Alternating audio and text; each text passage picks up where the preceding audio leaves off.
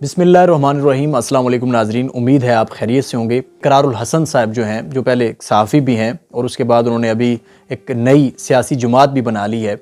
उन्होंने उन यूट्यूबर्स के हवाले से एक बयान दिया है और ये बयान जो है बिल्कुल इंजीनियर मोहम्मद अली मिर्ज़ा साहब ने चंद दिन पहले एक बयान दिया था और जिस तरह से उनको बेनकाब किया था और उनकी एक सीधी सादी बात को उन्होंने चाय की प्याली में जिस तरह से एक तूफ़ान बर्पा किया जाता है, बिल्कुल इस तरह से, क्योंकि उनकी जो असलियत है वो सामने आ रही थी। तो अब उसी चीज़ को इकरारुल हसन साहब जो हैं उन्होंने बयान किया है, एक इल्तिजा भी की है कि भाई तुम खान साहब का नाम बेचते हो तो इस मुल्क के जो नौजवान हैं उन पर रहम करो, इस मुल्क के जो गरीब हैं उन पर रहम करो, कोई शऊर की बात करो, कोई नफ़रत ख़त्म करने की बात करो। और तुम नफ़रत का ही कारोबार कर रहे हो। और खान साहब जो 2 साल से जेल में बैठे हुए हैं, जैसे कि वो अगर कोई मुसलहत का रास्ता अख्तियार करते हैं, आगे बढ़ने का कोई रास्ता अख्तियार करते हैं, हमारे प्यारे नबी करीम सल्लल्लाहु अलैहि वसल्लम जो थे उन्होंने भी सुलह हुदैबिया की थी, वो मुआहिदा किया था और उन शराइत पे किया था जिनको सहाबाए किराम वो सोच भी नहीं सकते थे कि उनको माना जा सकता है हक़ पे होते हुए।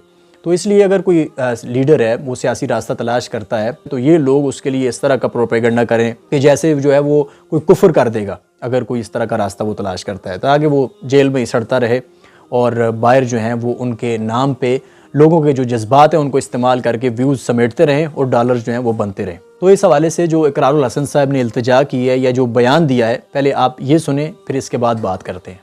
पीटीआई के यूट्यूबर से मेरी सिर्फ एक दरखास्त है, यार इमरान खान 2.5 साल से कैद में है। इन 2.5 सालों में सख्त सर्दी, शदीद हब्स, तन्हाई, उदासी और बेबसी के कितने मौसम और कितने लम्हे आए होंगे। दिसंबर और जनवरी की बर्फीली सर्दी में इमरान खान के सेल में हीटिंग का भी कोई निजाम नहीं है और सेल के दरवाजे भी सिर्फ सलाखों के होते हैं, यानी सर्दी को रोकने का भी कोई इंतजाम नहीं। जो एक एक मिनट, एक एक घंटा और एक एक दिन आप सब के सब लोग आजादी से गुजार रहे हैं, मुल्क का साबिक वजीर आजम वो एक एक लम्हा कैद में काट रहा है। लेकिन आपका क्या जाता है? आप तो यूके, यूरोप और अमेरिका में इस वक्त मजे कर रहे हैं। इमरान खान डट गया है, इमरान खान खड़ा है, इमरान खान झुका नहीं, ये कहते कहते खुद आप नीवे नीवे होकर बाहर भाग गए। यह बयानिया बनाकर के मुल्क की खातिर इमरान खान ने हर चीज कुर्बान कर दी, खुद आप 6-6 करोड़ रुपए महीने का कमा रहे हैं। यह बोल बोलकर कि इमरान खान ने मुल्क के लिए अपने बीवी बच्चे छोड़ दिए, खुद आप अपने बीवी बच्चों के साथ बाहर सेटल हो गए। और इधर वाले मेरा लीडर, मेरा कायद, ये रट लगा लगाकर ओहदों, प्रोटोकॉल और जलसे जुलूसों के मजे ले रहे हैं। आपका क्या जाता है? आप लोगों ने इमरान खान को इतना बेचा है और इस तरह बेचा है कि इमरान खान अब निजाम की बजाय आप लोगों के बयानिए का कैदी बन गया है। आपने इतनी बार यह बात दोहराई है कि इमरान खान एक बार भी अस्पताल नहीं गया, कि अगर वाकई उन्हें अस्पताल जाना पड़े तो भी बेचारे मरना कबूल करेंगे, अस्पताल जाना नहीं। आपने इतनी बार डट गया है कहा है कि अब इमरान खान चाहकर भी मसलहत, मुफाहमत या दानिशमंदी से कोई फैसला नहीं कर सकते कि अगर मैंने ऐसा कुछ किया तो ये डट गया है कहने वालों को मैं क्या मुंह दिखाऊं। तो अब ये लोग कहते हैं कि ये बड़े बाशऊर हैं और ये बहुत ज़्यादा कोई इनकलाब लेके आने की कोशिश कर रहे हैं और ये जो इंजीनियर साहब हैं या ये जो जिस तरह से इकरारुल हसन बात कर रहे हैं या कोई भी शख्स जो शऊर की बात करे, कहे कि नफ़रत ख़त्म करने की कोई बात होनी चाहिए या खान साहब जो हैं वो बाहर निकल के मामलात को ठीक करें। एक पूरा सूबा है उनके पास, वहाँ पे उसको कम से कम 13 साल हो चुके हैं, वहाँ पे कोई उसको मिसाल बनाने की कोशिश की जाए बाकी पाकिस्तान के लिए। तो इस तरह के लोगों को ये आगे से फिर प्रोपेगेंडे करते हैं कि ये लोग जो हैं ये इस्टेब्लिशमेंट के आलाकार हैं और ये जो हैं वो इनकलाब नहीं लाना चाहते पाकिस्तान में, उसको आने नहीं देना चाहते।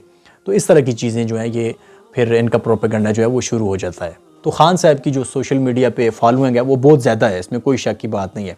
लेकिन जो शऊर है उसके सबूत के लिए आप देखें तो आप उनको ज़रा सर्च करें और देखें क्या वहाँ पे ये बातें होती हैं कि आज खैबर पख्तूनख्वा में ये एक नया इनकलाबी काम किया गया है, आज ये नई तब्दीली आ चुकी है, ये नई सहूलत पैदा कर दी है अवाम के लिए।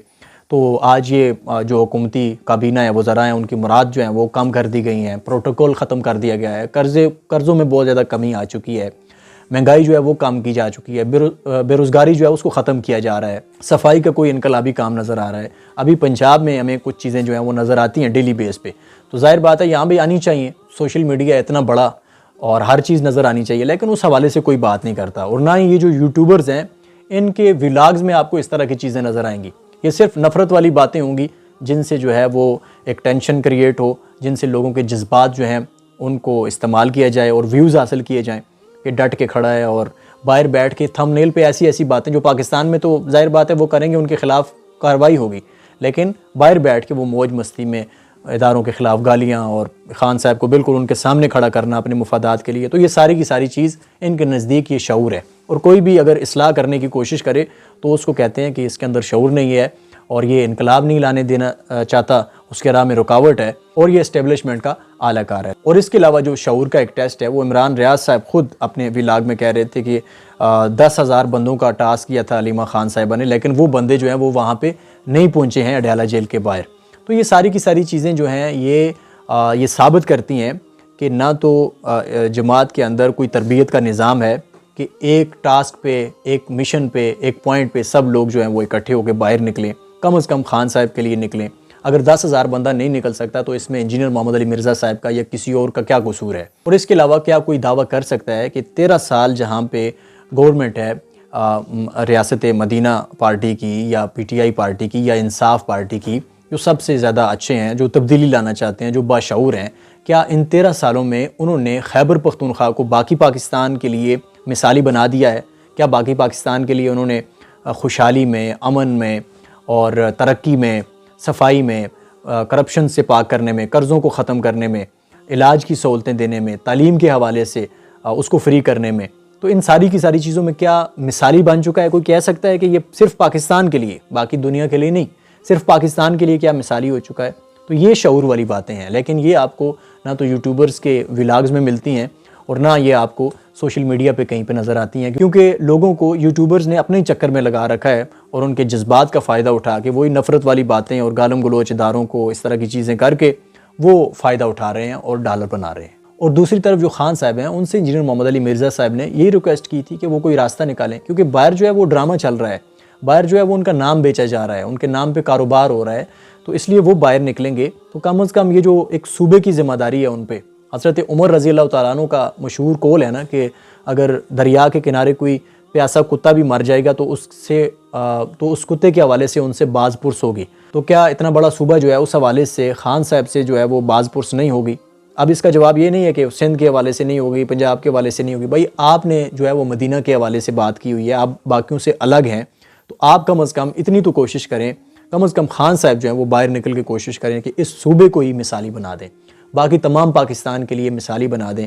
ये भी अपने आप में बहुत बड़ा काम है, क्योंकि नफ़रत से, ज़िद से, हटदर्मी से ये मायूसी ही फैलेगी और आपस में ही नुकसान है, मुल्क का नुकसान है, सोसाइटी का नुकसान है, अपने ही लोगों का नुकसान है। चंद लोगों के डॉलर बन जाएंगे या दुश्मन जो है वो खुश हो जाएगा कि पाकिस्तान जो है वो कमज़ोर हो रहा है, वो तरक्की नहीं कर रहा है, वहाँ पे बदअमनी है, वहाँ पे नफ़रत है। और दुश्मन ने ऐसे ही किया था 1971 में, आपको पता है। और यही हमारी आज की जो दूसरी खबर है जिस पे हम बात करेंगे कि चंद दिन पहले बांग्लादेश का एक जहाज़ 150 मुसाफिरों को लेकर कराची पहुंचा है और ये 14 साल बाद हुआ है। 14 साल वहाँ पे भारत का राज रहा है और ये बिछड़े हुए भाई 14 साल के बाद एक दूसरे के फिर से करीब आए हैं, जिन्हें दुश्मन ने एक दूसरे से दूर कर दिया था। तो वहाँ पे अपनी कोताहियाँ तो थीं, वो तो हैं कि दोनों भाई जो हैं वो आपस में लड़े। क्यों लड़े? दुश्मन के कहने पे। लेकिन जो दुश्मन ने फ़ायदा उठाया था, जो नफ़रत बोई थी, उसका कितना नुकसान हुआ कि एक दूसरे के खून से हाथ रंगे गए, एक दूसरे के खिलाफ नफ़रतें पैदा हो गई। हालांकि एक नबी का कलमा पढ़ने वाले थे और एक नज़रिए पे वो मुल्क बना था, लेकिन मकार दुश्मन ने नफ़रत पैदा करके पाकिस्तान को दो लख्त किया और फिर दो भाइयों को आपस में जुदा रखा।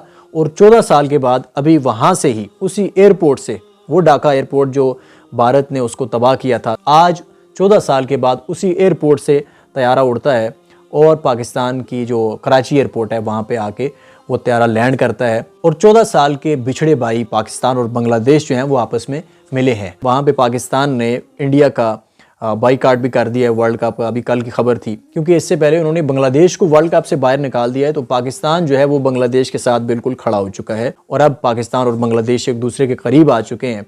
तो अब उसकी जो चीखें हैं वो बुलंद हो रही हैं। तो अल्लाह ताला इन दोनों भाइयों को जो ईमान के रिश्ते से आपस में भाई हैं, आपस में जोड़े रखे और ये करीब हों, तिजारत बढ़े। और इसी तरह से दुश्मन जो पाकिस्तान के अंदर ये चाहता है कि नफ़रत पैदा हो और पाकिस्तान के जो इदारे हैं वो एक दूसरे से टकराएं, कमज़ोर हों, अवाम एक दूसरे से लड़ें, खाना जंगी का माहौल हो, तो ये सारी की सारी जो चीज़ें हैं, अल्लाह ताला इनसे भी हमें निजात अता फ़रमाए और दुश्मन की जो साजिश है उसको समझने की तौफीक अता फ़रमाए। आज के लिए इतना ही, कल दोबारा आपकी खिदमत में हाज़िर होंगे, तब तक अल्लाह हाफ़िज़।